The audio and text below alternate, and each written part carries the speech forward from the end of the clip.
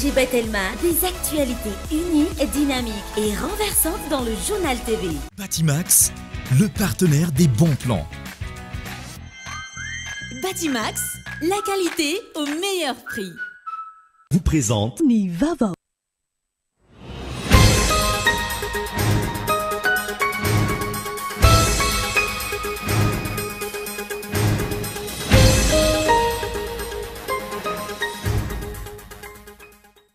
Hiarayasan'ny fanjakana malagasy sy ny Arab Fédération for Digital Economy ho fampiroboroboana sy fampivelarana ny toe-karena nomerika eto Madagasikara hoy ny filoham-pirenena nandritra ny fandraisam-pitenenany tamin'ny fihaonam-be iraisam-pirenena Seamless Middle East ho an'ny taona 2024 natao tany Dubai androany. Ny tsy famokarana herinaratra ataon'ny Jirama nanomboka ny taona 1977 no isan'ny olana amin'ny orinasa mpanjakana io. Voatery tsy maintsy miankin-doha amin'ireo herinaratra avidina amin'ireo orinasa tsy miankina araka izany ny orinasa mpanjakana. Miparitaka eny anivon'ny fiarahamonina ankehitriny ary mirongatra ny fandraisana zava-mahadomelina antsoina hoe roro eto an-drenivohitra. Mirongatra vokatray ny tsy fandriampahalemana toy ny alatra sy ny vakitrano ary ny fanolanana noho izy raisina indimy isan'andro amin'ny vidiny 5,000 ariary. Mangataka ny ampitsarana tsy misy fepetra ny fidiran'ny zotra 114 amin'ny lalan'ny bus mampitoy any Ivato sy Ambobao ireo mpamily nahazo alalana misehatra amin'izay.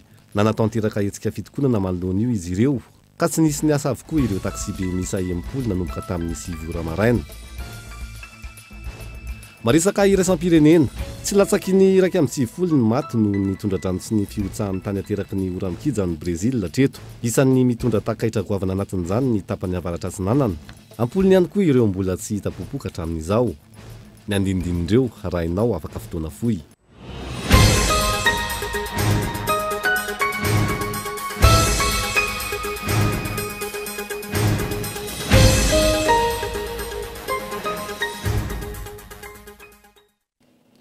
Migadona ny amvalora tonga soa ato anatin'ny fotoanan'ny fampahalalam-baovao amin'ny fiteny malagasy amin'ity ala ity. Atena ny arahaba ombapiraritso atsaiko ampanajana ihany koa ianao tsy saraka aminay hatramin'ny farany. Isantarantsika ny fampahalalam-baovao amin'ity ala ity dia hiara-iasa ankehitriny ny fanjakana malagasy ny Arab Fédération for Digital Economy ho fampiroboroboana sy fampivelarana ny toe-karena nomerika eto Madagasikara. Hoy ny filoham-pirenena nandritra ny fandraisam-pitenenany tamin'ny fihaonam-be iraisam-pirenena Seamless Middle East ho an'ny taona 2024 natao tany Dubai tamin'ity androany ity. Isan'ny tanjona kendrena amin'izany ny ametrahana ny tanàna vaovao Tanamasoandro Smart City manana fototra-avitrasa nomerika avoleta hoy ny filohan'ny Repoblika. Nizokatra tamin'ny fomba ofisialy androany tany Dubai Emirats Arabes Unis ny fihaonam-be iraisam-pirenena arahina fampiratiana ireo ahitao arakajy mirindra mikasika ny toe-karena nomerika na ny Seamless Middle East 2022 nasaina manokana ary vahiny manakaja nandritra ity fihaonam-be ity ny filoham-pirenena malagasy notsinjin'ny filoha nandritra ny fandraisam-pitenena nandritra izany ny mahazava-dehibe ny fampiroboroboana ny ahitao arakajy mirindra eo amin'ny lafin'ny fifandraisana sy ny toe-karena ho an'ny Madagasikara. Tanjona napetraka ny fametrahana ny tanàna vaovao Tanamasoandro Smart City manana fototra-avitrasa nomerika avolenta ny fanazavana. En créant notre nouvelle ville Tanamasoandro.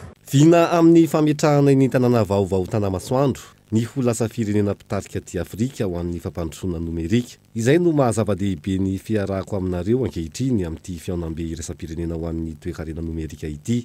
Miova ny fiainan'izao tontolo izao.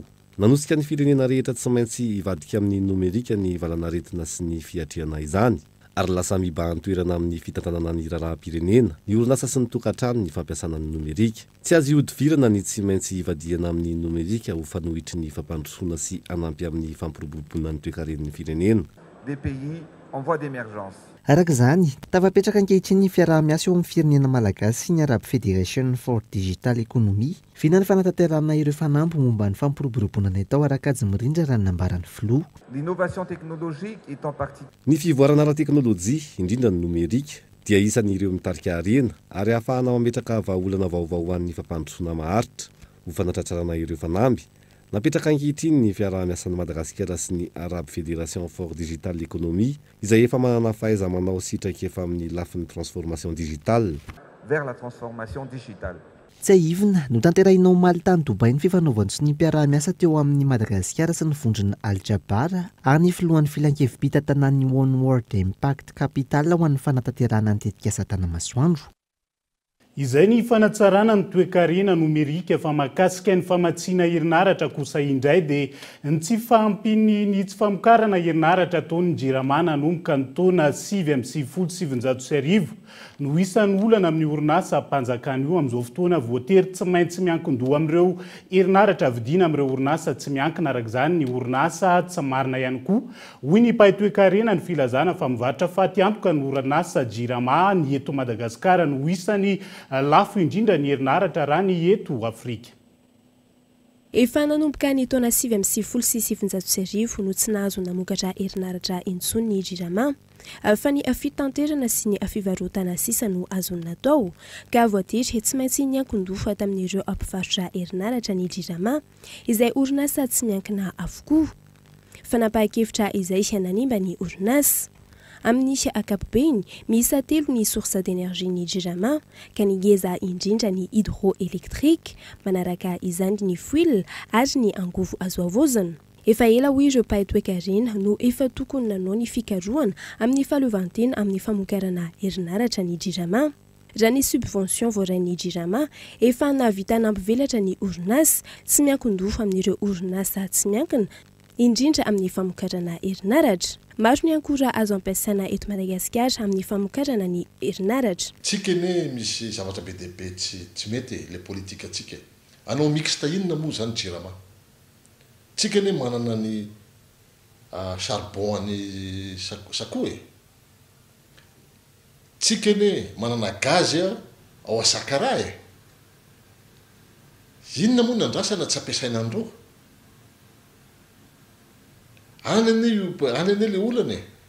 Tsika ve manana vision ve tsika so teriteren'ny mpamatsy vola, teriteren'ny fitiavana vola. Zany daholo manko miditra. Teren'ny mpamatsy vola tsika, teren'ny fitiavana vola tsika, io amin'ilay resaka commission raisina à gauche sy à droite. Aza tino nefa rehefa mandoa commission ny orinasa anankiray e. Répercuten'ny orinasa iny any amin'ny mpanjifa ny commission alohany. Amin'izao tsy anoso ny fiara-miasa amin'ireo mpamatsy herinaratra mampiasa 100 ny termika intsony ny orinasa JIRAMA ka ireo orinasa mpamokatra herinaratra hybrida ihany sisa no afaka miara-miasa amin'ity orinasa mpanjakana ity amin'ny famatsiana herinaratra. Ratsaivona, orinasa vaventy efatra lehibe miampy orinasa madinika ampolony no mamatsy herinaratra. 1 kilowattheure no vidina amin'ny vidiny 770 ariary amin'ny JIRAMA ary amidiny ity farany 770 ariary amin'ny mpanjifa. Tsy marina hoy ireo mpahay toe-karena ny filazana fa mivarotra fantiantoka ny orinasa JIRAMA. Aza miteny ianao hoe vente à perte. Fa aloha jerevantsika hoe inona mahatonga le vente à perte.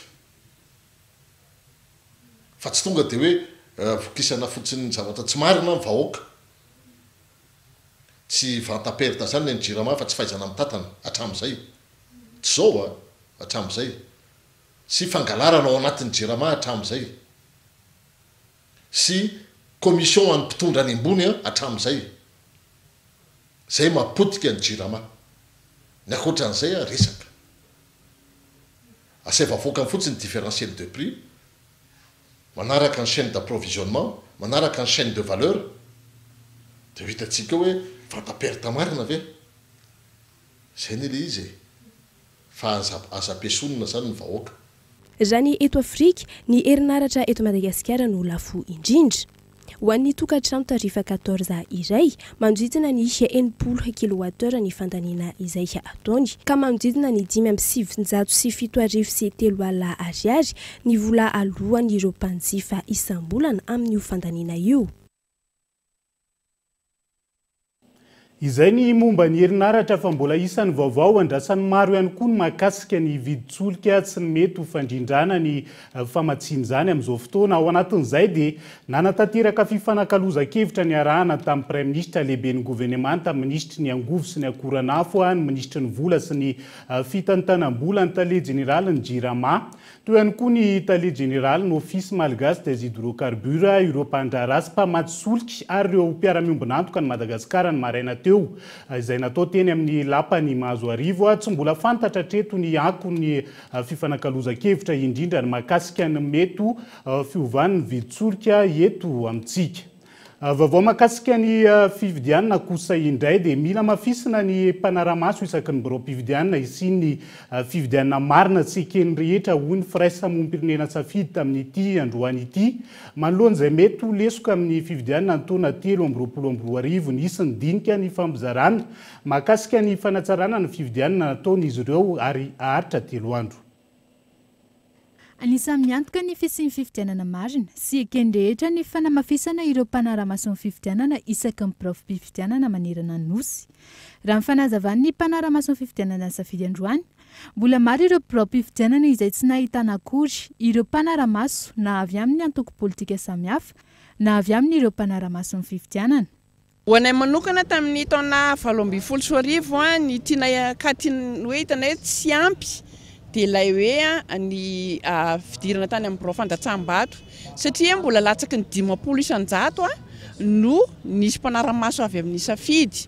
Raha tsy diso ny fitadidiako manodidina ny 80 isan-jato eo no birao-pividianana nisy mpanaramaso.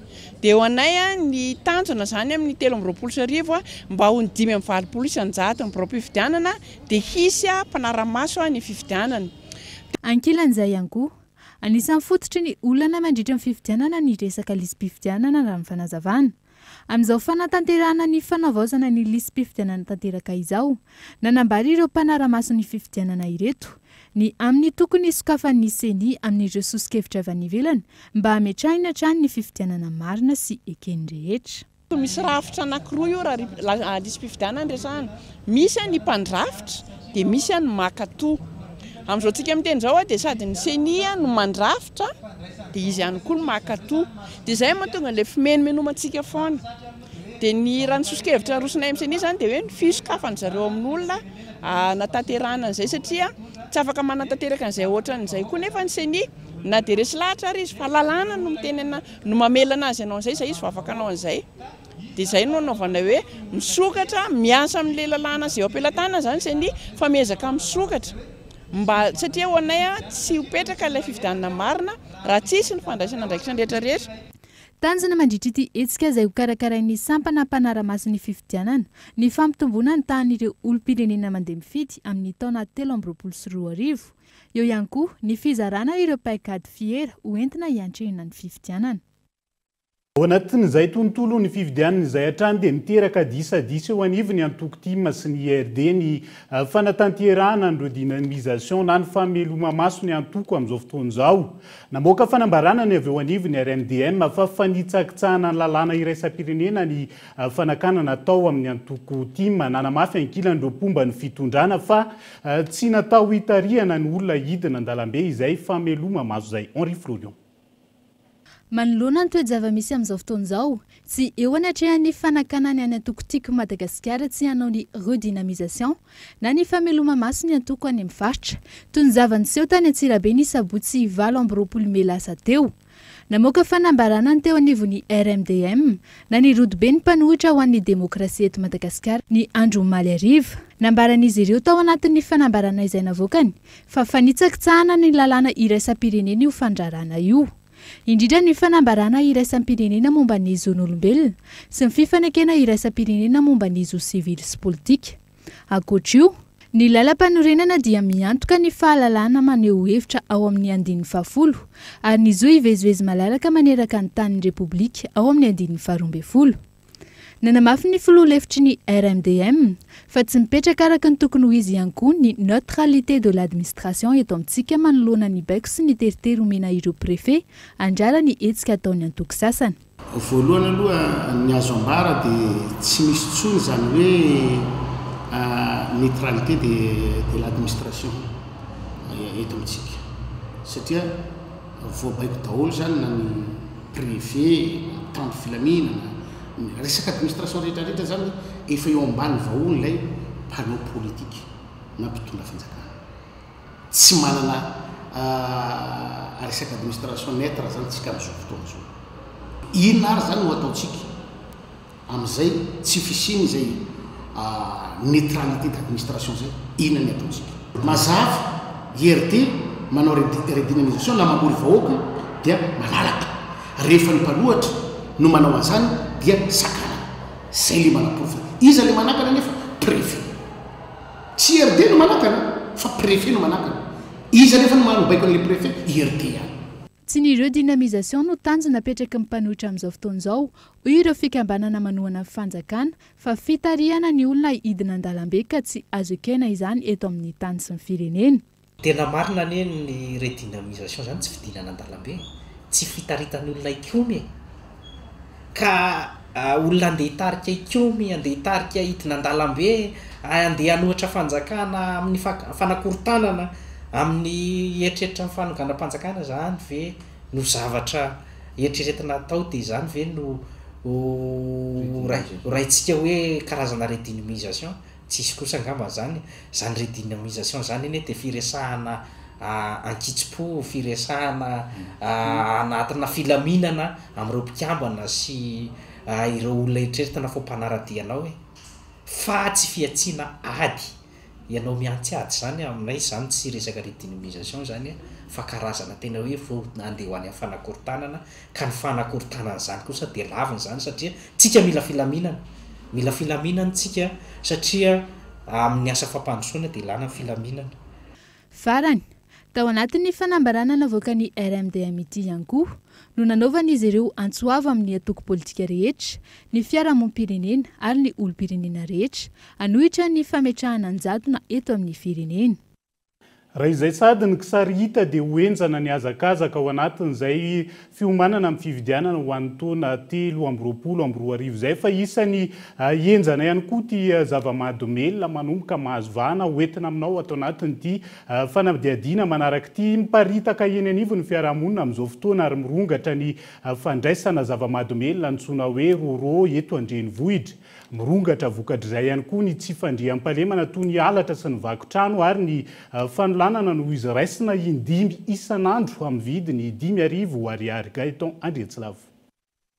Le eto amin'ny faritra Morarano dia zone rouge ao ny vakotrano ao ny alatra madinidinika ao ny mpanolana ao ny mpanendaka ao ny mpifokarongony ary koa ty mpitsindrony ty ao anatin'izay mpitsindrony zay nefa dia tena atahorana mihitsy le faritra satria zao eto dia tena be da be zazavavy madinika tsy ampy-taona misy zany efa manenjika tovavy kely zany ary mampalahelo le zavatra ny lafiny ray misy nefa olona tsy manana vakindry zalanitra aniny.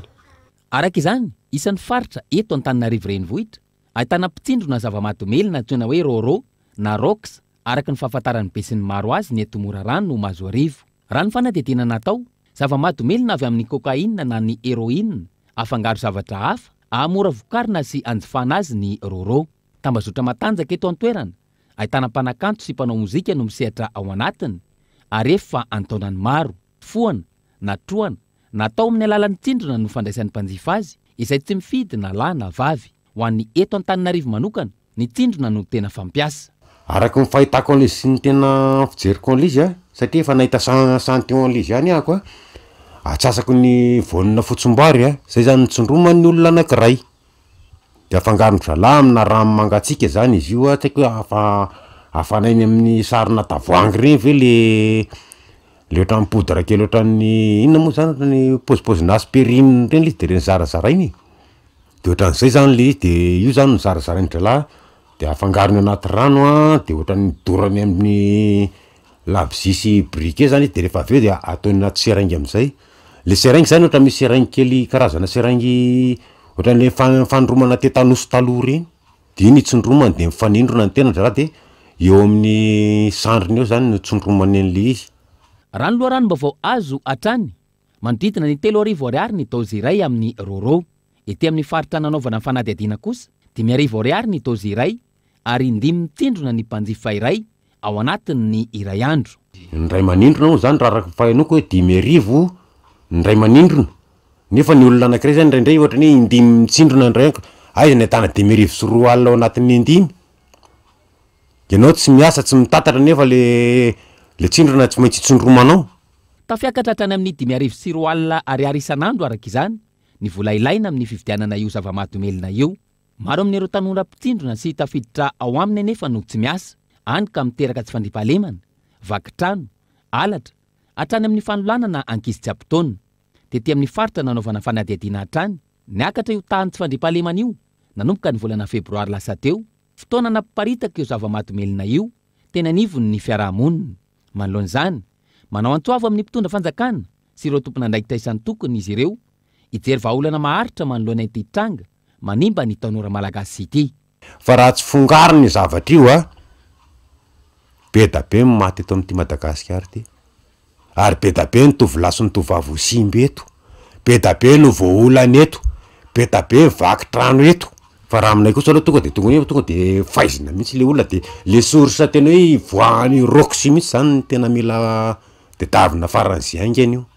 Efa maro ny olona na tanora mitondra takaitra noho ny fandraisana io karazana zava-matomelona io eto amintsika, indrindra ny eto Antananarivo renivohitra.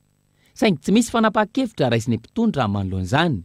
Mbola tsy nisy ihany koa hetsika natao ahafana manintana ireo tanora, ahafana misoroka mialoha ny fidorohana zava-matomelona izay hita fa miha-mahazo vahana eto amintsika amin'izao fotoana. Izay ny makasika ny roro fa tia indray Zigiara sy Paraka loza amin'ny tatao an'ny tontolo iainantsika ny Zigiara sy Paraka io no isan'ny lohahevitra no voizina nandritra ny fankalazana ny andro maneran-tany tsy hifohana Zigiara sy tsy hinanana Paraka tamin'ity androan'ity tombontsoa maro no azo amin'ny tsy fifohana Zigiara sy tsy fihinanana Paraka araka ny fanadihadiana natao Gaëtan Andriatsilavo. Raha ny etotanisa navoaka ny OMS, mahatratra tany amin'ny 504 miliara isa-taona ny baorika Zigiara milatsaka amin'ny tany manerana izao tontolo izao. Midika izany fa maro ny olona mifoka Zigiara ary isan'ny ahitana izany ny eto Madagasikara. Na tanora, na olon-dehibe, na vehivavy, na lehilahy, maro no mifoka Zigiara ary maro ihany koa ireo efa tafiditra ao anatin'ny antsoina hoe fiankinan-doha. Izany hoe tsy afaka manao na inona na inona, na kamokamo, na marary an-doha, na teatory lava sy ny sisa raha vao tsy mahita Zigiara. Tamin'izany fotoana raha vao tsy mahita Zigiara zany rehefa hariva ny andro dia satria koa moa tamin'izany mbola tsy niasa dia mivoaka ny any ivelan'ny vavahadinay dia mitrindroka an'ireny baorika ireny dia ireny no fohana satria rehefa andeha ho any amin'ny WC na avy misakafo dia tsy maintsy mitady an'ilay izy ilay vatana zany. Dia ohatran'ny ramiko manokana dia nanandevo ana ilay izy zany. Ho ana manokana izay fa tsapako manokana hoe nanandevo ana ilay izy. Efa isan'ireo tsy mifoka Zigiara intsony ity raim-pianakaviana ity ankehitriny. Efa maro ireo sampana fikambanana mandray an-tanana ireo olona tratran'ny fiankinan-doha amin'ny Zigiara sy ny Paraka eto Madagasikara. Samy manana ny hevitra sy ny fomba entiny hitsaboana ny fiankinan-doha eo avokoa, fa ny vokatry ny fitsaboana no ahafahana mitsara ny fahombiazana na tsia. Tsy voatery ankina amin'ny reny anefa raha ny fanazavana, fa ny fahavononana hiala amin'ny Zigiara no tena zava-dehibe. Enta tao anatiko hoe tokony tsy hinana an'ilay izy tsony zany, anapa-kevitra tanteraka tsy hinana tsony. Dia nalaiko amin'izay ilay ray sy tapan'ilay ambole Zigiara dia nalatsako tamin'ny tany dia nikosehako, nitsahako, nikosehako dia nariko tany angabone. Dia ozy hoe tsy hinana n'ity tsony ary narahako vavaka ilay izy tao aorianan'izay zany, nivavaka tamin'i Jesosy hoe afao amin'ity fa tena mijaly satria eritreretinao an'izany hoe mitsipona baorika ny ivelany mamenatra ange zany, mamenatra. Fa nivavaka tamin'i Jesosy zany afao amin'ity ary lotaina fady mihitsy moa zany, ilaina mihitsy hoe raha te ho afaka zany ianao dia ilaina mihitsy maka an'ireny Paraka na Zigiara reny dia ohatrany hoe hotana fady hoe fomba fiteny moa zany fomba fiteny hotana fady tsarana mihitsy ilay izy dia arinana dorana. Fa misy heviny zay, hevi tsara-panahy anao mikateo zany ka tany amin'ny 10 taona lasa tany zany mandraky ity ny androany dia na misy olona mifoka Zigiara raha eo akaiko koa ohatrany hoe atao anaty tomobile na ohatran'izany dia tsy liana tsony mihitsy. Maro amin'ireo mpifoka no tsy maintsy manokana vola hividianana Zigiara isan'andro, miankina amin'ny isa laniny. Amin'ny ankapobeny, Zigiara 10 hatramin'ny 20 isan'andro no lanin'ny olona mpifoka iray, ary misy mahalany hatrany amin'ny 30 isan'andro. Raha atao ny kajy, mandany 2,000 hatrany amin'ny R1,000 isan'andro ny mpifoka iray. Ankoatra ny fatiantoka arabola, miteraka tsy fahasalamana ihany koa ny Zigiara. Tsara ny manana vatana salama sy tomady, karakaraina tsara ny vatana, tsy potehana amin'ny alalan'ireny zavatra rehefa za zao tsy mihinana dia mahatsapa hoe faly azy zao tsy taloha mantsy molotra makina nify simba sy sisa kotratrofina foana fa zao hitanao mihitsy ohatrany hoe misokatra tsara tratranao milamina tsara ianao ary ny arabola lamina tsara ianao arabola satria raha 300 zao ny sigara amin'izao na paraky tsy fantatro izay vidiny tsy fantatro koa moa vidina sigara amin'izao ka raha ohatra ny hoe manana an'izay zavatra izay ianao mba hovainao zavatra fa manaova totaly hoe malany folo ianao anatin'ndray andro ataontsika hoe 300 ny godolokana 500 efa ataoko hoe raha 15 000 zay nenge efa mba mavidy zavatra mahasony ao an-trano sy ny akonana. Nankalazaina androany tsy hivina ny andro maneran'ny tany tsy foana sigara sy tsy hinanana paraky. Lohevitra ny safidiana tamin'ity taona ity ny hoe sigara sy paraky loza mitatao ho an'ny tontolo iainantsika. Ankoatra ny voka-dratsy ateraky ny sigara amin'ny tontolo iainana, mahatratra tany amin'ny 920 tapitrisa ireo mpifoka sigara miaina anaty fantrana ary mihoatra ny 7 tapitrisa isan-taona ny olona mamoy ny ainy vokatry ny sigara. Ho an'ny eto Madagasikara manokana raha ny antontanisa voaray ny taona 120 mahatratra 320 isan-taona ny maty vokatry ny paraky sy ny sigara. Sihetry ny famokarana sy ny fanjifana kosa indray dia tsy tokony antihatra amin'ny fanafarany ireo entana avy any ivelan'ny fanjakana raha ny fanazavany ny mpandinika ara-toe-karena iray. Manoloana ny famerany ireo firenendehibe ny entana izay ahondrany amin'izao fotoana ilaina ny fanovana ny politika ny vatra eto Madagasikara hoy ny fanazavana hatrany fity nokolona. Anisan'ny mpamatsy menaka Madagasikara i Indonésie sy Inde. Raha nitatitra ny lahatsoratra an-gazety iray ity, ny atsasa manilany ireo menaka izay ahondrany eto Madagasikara dia avy any Indonésia avokoa. Tamin'ny taona 2024 manokana, 4 taona ny huile de palme nafarany Madagasikara ka ny 34 taona amin'ireo no avy any Indonésia avokoa. Voatsela ihany koa no nanao fanambarany i Inde fa ametra ireo entana izay ahondrany manomboka amin'ity volana Jona ity. Raha ny fanazavan'ny mpandinika ara-toe-karena izay nanaovana fanadihadiana, samy miomana amin'ny famatsiana ara-tsakafo ny fireneny ireo mpamokatra ankehitriny. Manoloana izany, tsy maintsy manova paikady amin'ny politika fitantanana ny varotra ny eto Madagasikara. Tsy tokony antehitra amin'ny fanafarana ireo PPN intsony araka izany ny fanjakana raha ny fanazavana hatrany. Ohatra indraindray dia efa ela ihany izahay no nanipy teny hoe tokony hojegetsika ihany ty famokarana eto atoerana ity fa tsy atehitra amin'ny fanafarana foana vahaolana amin'ny sakafo eto Madagasikara. Zao tsika voatery tereny zava-misy dia tsy maintsy mieritreritra an'izay. Raha mahentsika ny filazan'ireo mpandrarara toe-karena sasany dia mitady eritreritra izy hoe hitady firenekafa indray anafarana an'ireny entana ireny. Fa izahay kosa dia miteny hoe tsy aleo ve ny famokarana eto toerana no hamafisana. Efa misy ny vokatra hita fa azo atao hoe tsara eto momba an'izay. Raha ho an'ny famokarana menaka manokana, anisan'ny manan-karena ireo akora fototra izay ahafahana manamboatra izany Madagasikara raha ny fanazavana. Ny famelomana ireo orinasa isam-paritra no anisan'ny vahaolana amin'ny krizy ara-tsakafo indrindra amin'ny mety ho fiakaran'ny vidin'ny menaka ao aoriana. Mamboly dia manodina dia mahazo vokatra. Araka ny teneniko teo hoe menaka voanjo. Be da be nge ny vokatra toerana mamokatra voanjo eto Madagasikara. Na enitsika tamin'ny 2 volana lasa fa efa mamokatra menaka hatramin'ny 5,3 litatra isan-kerinandro any Ambato Finandrahana.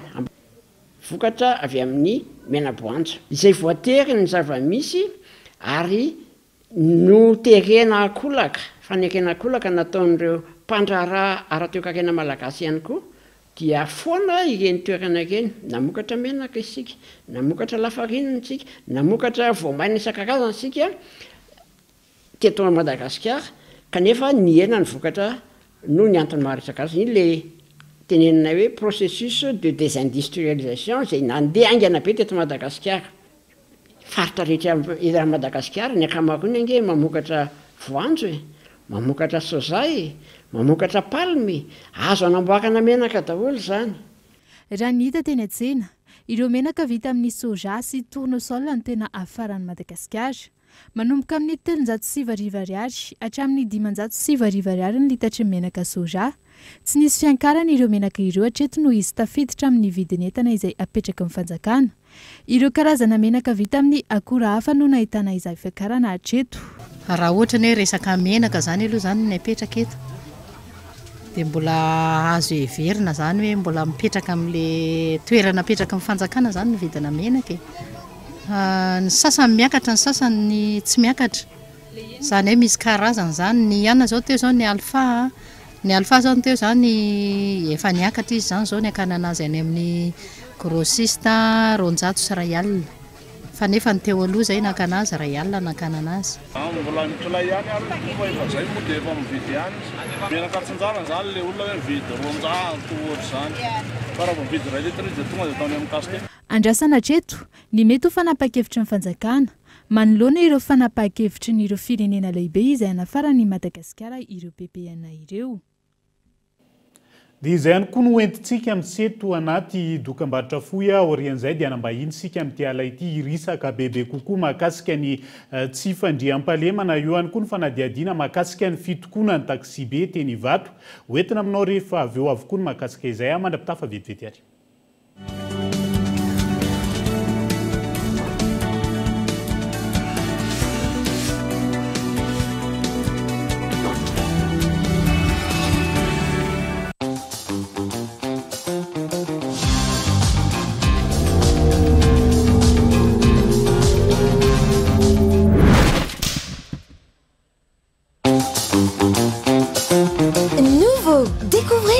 Du très haut débit avec la fibre Family Betelma. La fibre à prix léger chez vous à seulement 149 000 arrières par mois, jusqu'à 300 gigas de data inclus. Études, travail, divertissement en toute sérénité. Testez votre éligibilité en Telma Shop et abonnez-vous.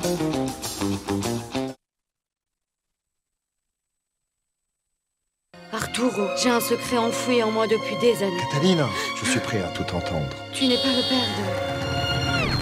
Livraison de gâteau. Bon anniversaire.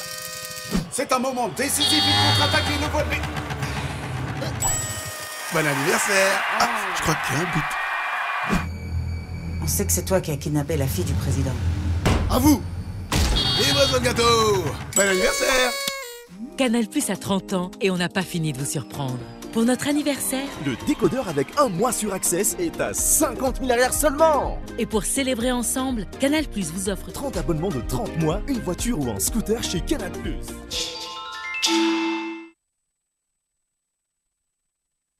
Il existe un super pouvoir que nous avons tous, c'est le rire. Et tous ceux qui en usent nous font du bien. C'est pourquoi nous pensons que nous devons rire plus, car cela rend la vie plus belle. La vache qui rit, parce que c'est meilleur de rire.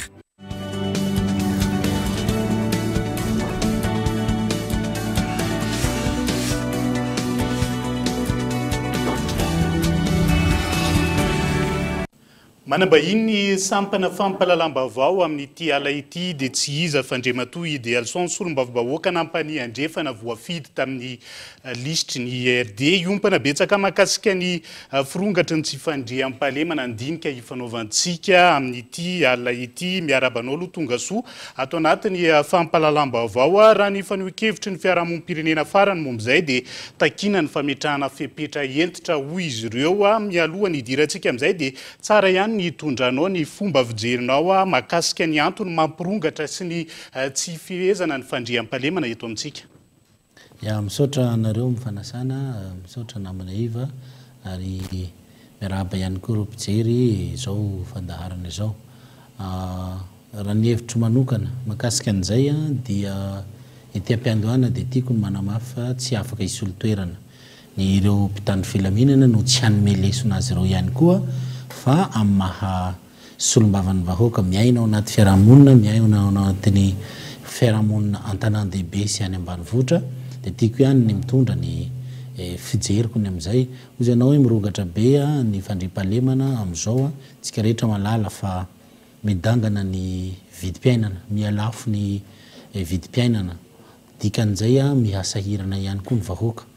Raha mihamaro ny fahasahiranana misy eto dia ty olona rehetrarehetra izay taoko hoe sahirana mety tsy ampitsony ny eo ampelantanany tsisy koa tsy maharaka koa ny asa na ny asa koa ny tsisy a dia misy ihany ny olona alaim-panahy a morona makany amin'ny halatra ny halatra dia efa misy foana ao anaty fiarahamonina misy foana io na tanàny be na any ambanivohitra fa isika koa mpitondra isika koa mpitandro filaminana dia tokony anaraka an'izay fivoatran'ny fiarahamonina zay a sy zay fiainan'ny fiarahamonina zay a amin'ireo fepetra raisina andavanandro masolom-bavim-bahoaka anao indrindra karazana fepetra salany ahoana no mila apetraka aingana ahafahana mifena amin'ny ampahany aza izay tsy fandriam-paleman'izay ya rehefa resaka fandriam-palemana dia manana ny olona tandrify manokana an'izay tsika atomboko amin'ny zavatra hoe hitako hoe fivoarana nisy tatoato a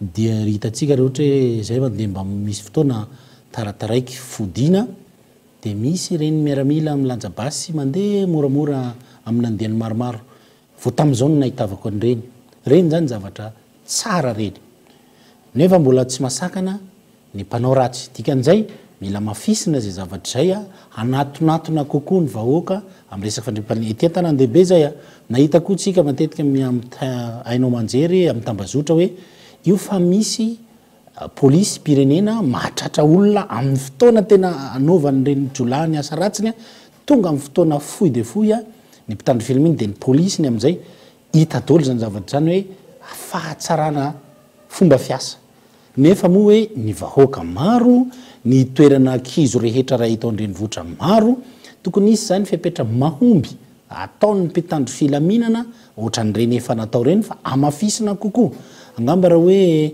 ny amaro ny vata miaramila ny amaro ny polisy ve na eto an-tanàny dehibe tsy ampy za tsy dia mino loatra hoe tsy ampy a fa mety misy ihany ny fomba andaminana azy arakarak'izay ny fety koa efa mihamanakaiky dia reny koa isan'ny fotoana mampirongatra ny asa ratsin'ny olona raha ny eto andrenivohitra araka io ataontsika hoe faneho-kevitra ny firaisamon'ny pirenena io ihany dia isany mila mafisina ihany koa ampitomboana ny fampandraisana anjara bebe kokoa ny fiarahamonina toy ny hoe fametrahana ny andro masom-pokon'olona ao anatin'izay kanefa resaka ady amin'ny jolasy ny mpanao asa ratsy ny resaka eto andriamatoa solom-bavim-bahoaka mety hoe tsy havita ny aro tena manoloana nyreny ataontsika hoe mpanao asa ratsy reny raha toka vatana dia lahy fotsiny ivondra no anaty andro masom-pokon'olona no andeha hiaro an'izay mety hoe inavy ny karazany mila tantsoroka entina ahafahana mametraka an'izay a rafitra eny foton'izay araka ny tokony ho izy io rafitra eny fotony io raha eto an-tanàn-dehibe mahomby ny andro masom-pokon'olona nanina kay tamin'ireny fotoana misy fotoana ny misy korotany reny dia misy andro masom-pokon'olona mijoro ataona mpitolona misava hoe olona akaizy ty olona hanao inona fa ny zavatra misy fotsiny dia hoe tokony isy fiarah-miasa eo mpitandro filaminana sy reny olona eny fotony reny zany tokony hoe tsy atao fa fanomanana na zavatra an'ny fokotany fotsiny le izy fa tena hoe isy fiarah-miasa mpitandro filaminana ny anjaran'ny andro masom-pokon'olona mety hoe manana finday izy manana fotoana izy a ampandrenesana ny zay farany akaiky azy indrindra hoe ato misy ohatr'izao aty amin'ny toerana quartier misy anay a dia tonga ny mpitandro filaminana any ambany voatra koa ny zahay raha miresaka andro masom-pokon'olona ity a dia ny dina ny tena mahomby any aminay ny dina io zany a io koa zany dia tena hoe tokony avaozina ho fehezina satria tena mamaha olana misy fanarotana ihany ao anatiny fa ny raha vao miditra nitrehatra ny fanjakana amin'ny fampitaovana amin'ny fampidirana efa nyteneniko ihany ty hoe ndao ampidirina anatin'ny teti-bolam-panjakana amin'izay amin'ny resaka fandriam-pahalemana ny fiantoana ny fitaovana ireo andro masom-pokon'olona eto andrenivohitra na ny fiantoana fitaovana ilain'ireo leo mpiandraikitra ny dinareo any ambany vohitra tokony zavatra tekina hidiran'ny fanjakana zany satria mipaka mivantana amin'ny fiainam-bahoaka olana manodidina ny tsy fandriam-pahalemana ihany koa ny mahakasika ny ataontsika hoe fampiaran-dalàna araka ny tokony ho izy maro ny trangana ataontsika hoe olona tratra-mbody omby avy eo rehefa tonga ny inanivon'ny fitsarana na hoe tanàna inanivon'ny mpitandro ny filaminana ny zandary sy ny sisa dia tsy miatra araka ny tokony ho izy ny ataontsika hoe ny sazy sy ny fametrahana ny lalàna ho azy ireo mety manahoana ianao isan'ny lehibe ny komisiona misahana ny lalàna eo anivony anteny mera-pirenena manahoana no mbola tokony antso atao isiny zay fampiaran-dalàna araka ny tokony ho izy zay ny olana atsika dia matetika nanomboka tamin'ny voaran'ity tambazotra tserasera tya dia ohatrany hoe lasa mpanao gazety dolo ny olona tsy mifehy akory le tena mahamatianina ny asa dia eo amin'ny asa mpitsarana koa dia raha misy tranga anankiray miseho a dia efa manana eritreritra ny olo hoe tokony zao ny fisazinan'io a tokony zao ny sazyazon'io dia raha ohatra mivoaka amin'izay tsy ny eritreretiny olona dia ohatrany hoe lasa mpitsara aby indray koa ny olona rehetra zany hoe amina fanenjehana olona anankiray manoloana ny fitsarana tsy za akory nipetraka amin'ny toerany mpitsara fa matsapa koa hoe ny zavatra iainanjareo hoe misy ihany koa pitsopitso ny zavatra mahatonga ny leny hoe tsy lasa voasazy tampoka ilay olona noho ny mety viaisatra noho ny mety zavatra marobe mitambatambatra hoe voaprofo tena tratram-body eo tokoa ve misy karazana koa hoe politika ampiasaina hoe raha resaka fa zavatra tsy namonona in'olona zavatra mety mbotsotsotra mety azon'le ferina mety zavatra ohatr'izay dia tsy anagadrana miresaka hoe fahafenon'ny fonjako tsy fantatra zavatra marobaro zany mitambatra fa eto zany dia miteny hoe misy andraikitry ny fanjakana indrindrandrindra ny fitsarana koa zay tokony hoe ipetraka amin'izay hoe anenjika n'ilay fenitra ao atokisan'ny vahoaka kokoa satria raha misy zavatra anankiray tena hoe io faty olona zao a fa tratram-body io miaraka amin'ny voalazanao a matetika ny hitany olona dia mifanohatra amin'izay a dia ny mpitsara koa zany tokony ahay manomboka zao hoe tsy mijanona any amin'ny birao fotsiny amin'ny lampam-pitsarana fotsiny ny vahoaka malagasy manaraka ny fizotrany fomba ny fitsarany zareo fa tena mijery zay tena hoe mitombona ve ny fanagadrana anankiray sy ny famoahana olona anankiray a dia tokony efa tsy hijanonao amin'ny lafiny ara-birao koa zany fa tokony efa atsapa ny mpitsara hoe misy mpanara-maso sy hita maso mivantana ny asa mpitsarana dia tokony hitandrina koa izy a amin'ny fanatodisana ny asany marina le voalazanao teo a raha moatra ka misy fiatraikany amin'ny fandrimpahalemana zay zavatra zay feno dia feno fanazavana mahakasika izay ankasitrana feno ianao andriamatoa Idy Alson solombavam-bahoaka ny ampany andrefana voafidy tamin'ny listry ny RDA ny vahiny tato anatiny vaovao nikolo tamin'ity ala ity satra tokoa anoizantsika ny fampalalam-baovao amin'ity ala ity dia mangataka ny ampitsarana tsy misy fepetra ny fidiran'ny zotra 420 amin'ny lalan'ny bus mampitoy any vato tsy ambobao ireo mpamily nahazo alalina amin'ny sehatra anatin'izay nanatanteraka hetsika fitokonana manoloana io izy ireo androany ka tsy nisy ny asa avokoa ireo taksi be misa 70 nanomboka tamin'ny 9 ora maraina ny hetsika izay namafisina izy ireo fa mbola fanainina ny tompony andraikitra isanambaratonga ny fotsiny ihany nanomboka tamin'ny 9 ora maraina no nitokona ireo bus Mazda kely mampitoy Anivato Ambohibao teo 4 vola no nifampitaona avokoa ireo bus ary tsy nisy ny asa intsony na ny iray azy antony ny fitokonana ny tsy faneken'izy ireo ny fidiran'ny zotra 114 amin'ny lalana misy azy ireo tsisy tomobile zay tsy licence ary ny tomobile eto maharaka fa tsy hoe tsy maharaka nisanay eto efa 70 latsaka kely eo nisan'ny tomobile Mazda kely miasa eto ampy tsara nefa le lalana ngety raha zenay eo amin'ny tsisy eo amin'ny 5 km dika 6 km eo nefa zay mbola totofana ma sprinter andray a zotra hafa amin'ny tsy hoe sprinter tanay vato fa zotra 114 zay tsy manana lalana akory tokony hitsofoka aty tokony hijanona zareo anajany statut mena anazy hoe nareo mena licence nareo dia manao zotra fitaterana Ambatolampy Tana Analakely dia tokony izay ny tazominy zareo raha nitatra izy tsy mampaninona hoe mena anazy makany Andranoro afaka makany Andranoro any izy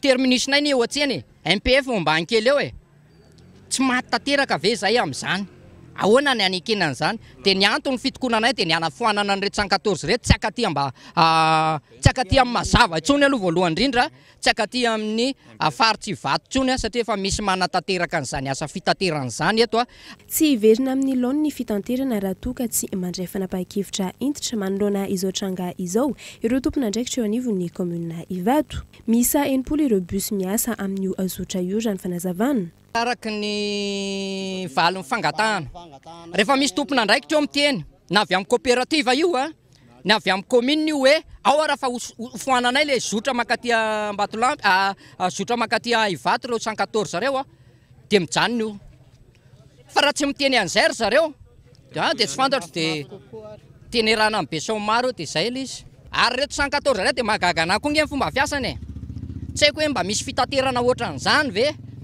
amin'ny heure de pointe maraina fotsiny mandrapaviny amin'ny fitsifefany eo ihany izy ny hitanao eto amin'ny mazava fa manomboka eo za tsy hitanao tsony raha tsy hoe mirava ndray mipiasa amin'ny telo sasany dia eo indray izy vao mandeha dia inona nataony mbo manarina fotsiny zay eo mbo manarina fotsiny zay dia Ambatolampy ny lalana mbo manarina fotsiny Andramena fotsiny zay dia Ambatolampy efa misy ny tranga toy izao tamin'ny taona lasa raha ny fanazavan'ireo mpamily ary izao miverina izao indray hitoehatrany ny fitakiana raha toa ka tsy misy ny fanapa-kevitra raisin'ireo tompon'andraikitra tamin'ny ankapobeny ny lamina ny fitakiana izay nataon'izy ireo teo ihany koa ireo mpitandro ny filaminana nandrindra izany resaka lalana moa zany ny tena isany mampifanolana azy ireo anatin'iny fa ity indray resaka lalana asipana-vaozany ireo lalàna mahakasika ireo olona manana fahasembanana eto Madagasikara ahafahana mampanaja ny zon'izy ireo sarotra ny fanaovana disika amin'ny fanatanterahana izany ho ny plateforme des fédérations des personnes handicapées de Madagascar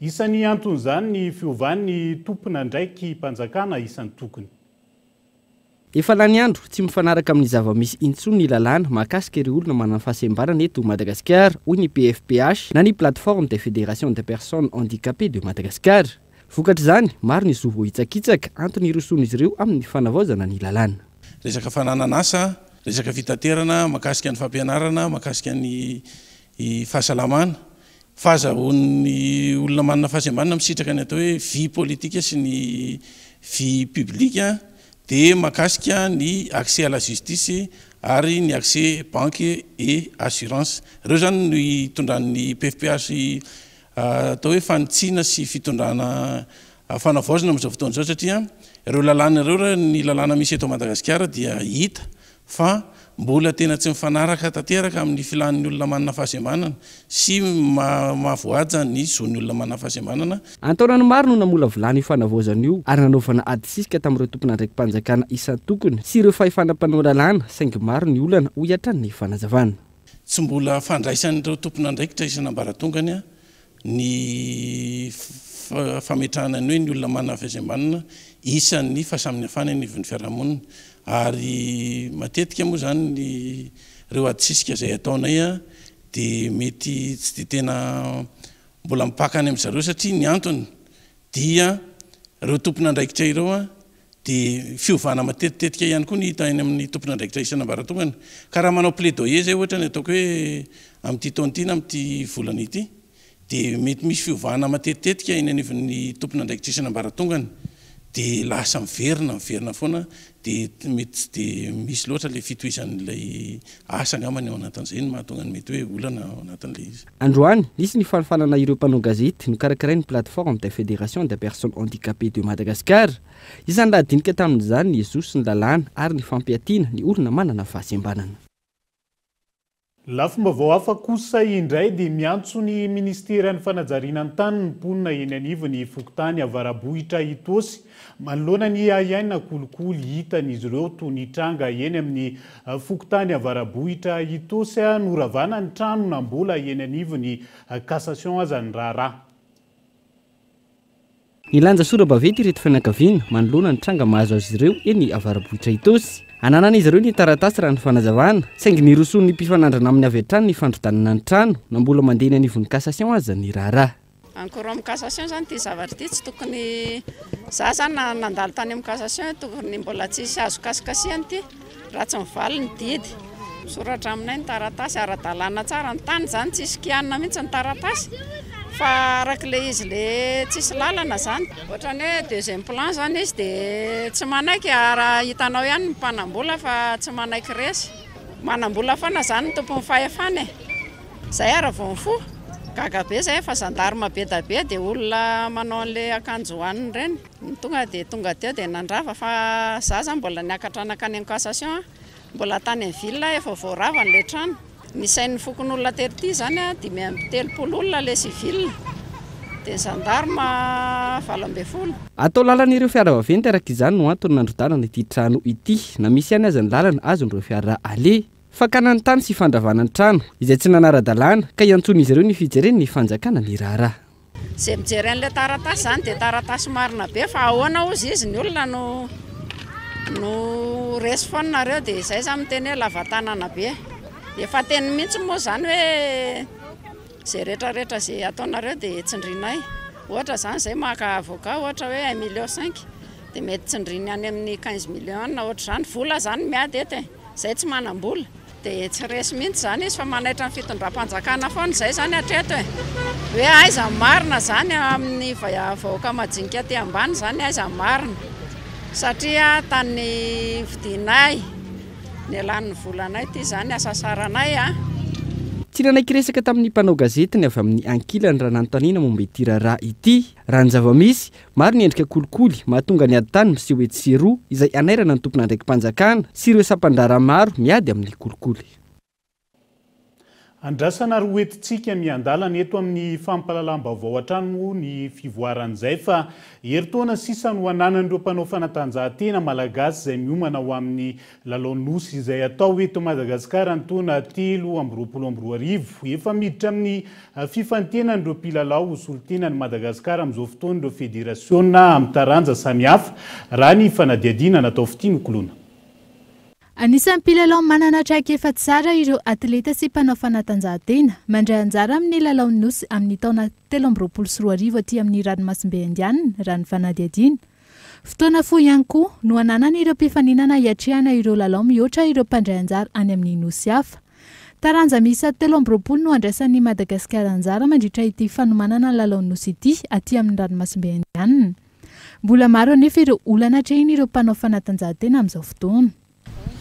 Raha ny terrain heona eo alarobia aloha zany dia tena simba tanteraka ary efa ny rahantsika nahita iny fa efa tonga tao moa ny fanjakana malagasy ny ministère sport zany efa nanrefy efa nresaka tamin'ny technicienne en fédération amin'ny fanatanterana ny fanamboarana ny piste indray zany ho renovelena dia miandry an'izay tsika fa ohatra dia zay zany no tena olana ho an'ny atleta hoe rehefa amboarina koa zany io dia tsy fantatra mbola aiza ny toerana hazakazahana fa mbola irahana ifandinika amin'ny fanjakana malagasy io aiza izahina nanao ny préparation ny regroupement io rehefa ohatra hoe amboarina ny stadina Alarobia.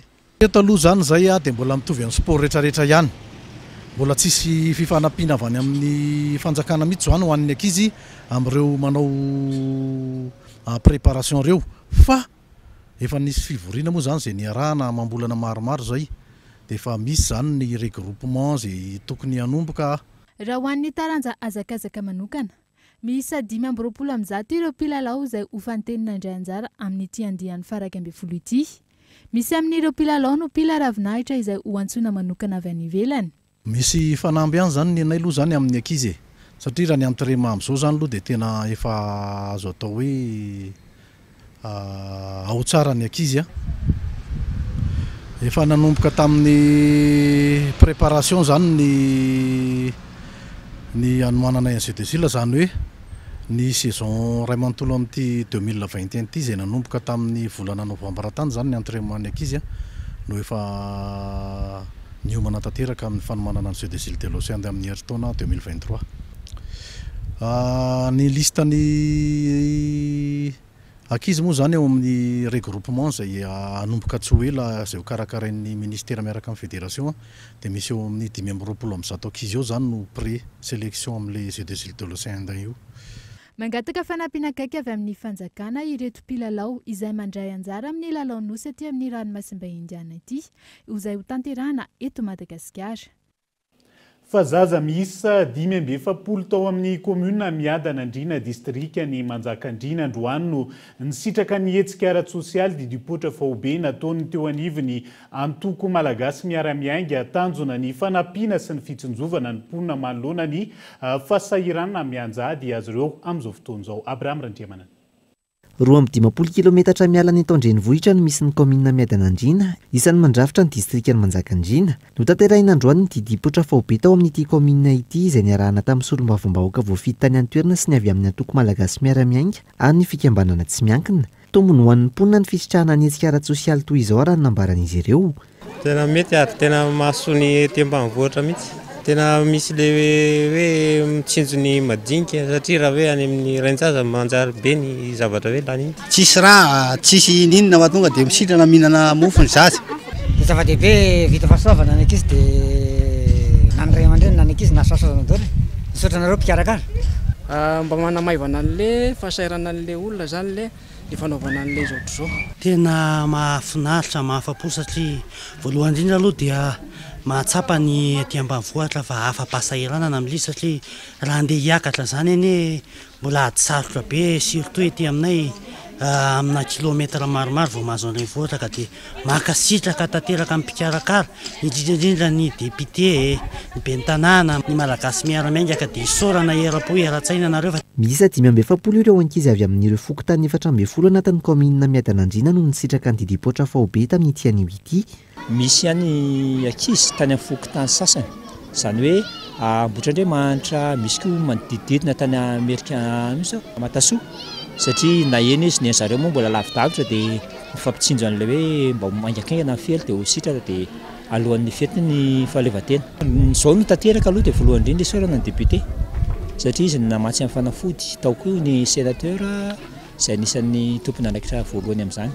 Tsy sakana amin'ny fanatanterahana ny hetsika ara-tsosialy ho an'ny antoka MMM ny fahasamihafana raha ny nambaran'ny tompony andraikitra. Nahatsapa ny député fa sahirana ny vahoaka dia natao izao didipoitra izao mba hanalana izany fahasiarana ny vahoaka izany ary tao anatin'izay ny atoko MMM dia mahatsapa fa manana tamberina andraikitra ho an'ny vahoaka ny atoko dia nanatanteraka sy ny fanampy niaraka tamin'ny député Douda izao didipoitra izao na eo ara ny fifasamihafana eto amin'ny bentanàna rehetra dia tsy mijery an'izany ny atoko MMM fa ny tanjona dia raha ihany hoe manampy ny vahoaka dia rehefa azo atao zany ka manaiky izany ny commune sy ny bentanàna ao anatin'izay fa ny tombontsom-bahoaka no jerena dia tsy misy mihitsy ny sakana ao anatin'izay to. Ankoatra izay ny ao amin'ny commune Larby no anatanterahana ny didipoitra faobe ny fahavalon'ny volana Jona izao raha ny fanazavana. Izay ihany koa no entintsika miampita ao anatin'ny maresaka iraisan'ny pirenena tsy latsaky ny 1.90 ny maty no nitondra-drano sy ny fihotsahan-tany ateraky ny ora mikija ny Brésil hatreto. Isa mitondra takaitra goavana anatin'izany ny tapany avaratra atsinanany indrindra ny ao Pernambouc ampolony ihany koa ireo mbola tsy hita popokatra amin'izao araka ny tatitry ny tompony andraiky mpanjakana any an-toerana. À bord d'un hélicoptère, tamin'ny alalan'ny Aguindby no nanaovan'ny filoha breziliana ny fijerenany takaitra nateraky ny orany kija tany amin'ny tapany avaratra atsinanan'ny Brésil. Betsaka amin'ny faritra tratry ny tondra-drano, an kilometatra maro ihany koa ny toerana voakasiky ny fihotsahan-tany izay namoizana olona tsy latsaky ny 1.90 hatreto araka ny tatitra farany azo. Raha nambarany tompony andraiky mpanjakana ao an-toerana trany, vola manodidina ny €200 no azo anampiana ireo tradozy sy homanana amin'ny mety ho fiovan'ny tranga any an-toerana. Na izany na tsy izany, nanamafy ny fanentanana amponina any an-toerana omaly sy tandrina trany manoloana ny toedra rà izy ireo. Raha ny any amin'ny tanànan'ny Recife, isan'ny voakasika mafy tamin'ny loza, manohy ny asa fikarohana ireo tsy hita popoka sy ny sampana mpamonjy. Miorooro andramanalina ny mponina. Raha ny fehiny, tao anatin'ny 12 ora, izany hoe nanomboka n'izy mahalina hatramin'ny sabotsy maraina, tany orana nalatsaka anatin'ny iray volana ny rotsaka any an-toerana. Isan'ny nitondra takaitra mafy anatin'izany ireo bidonville ary mananika ny 4,000 ireo tsy manan-kelofana. 4000 personnes sont aujourd'hui sans abri. Mifarany eto ny fotoana ny fampahalalam-baovao tamin'ity alina ity ankasitrahako ianao nanaraka izany hatramin'ny farany tao anatin'izay adiny 2 katroka izay fotoanantsika raha pitso amin'ny ora mahazatra eto amin'ny fitalavitra kolo hatrany veloma tomko.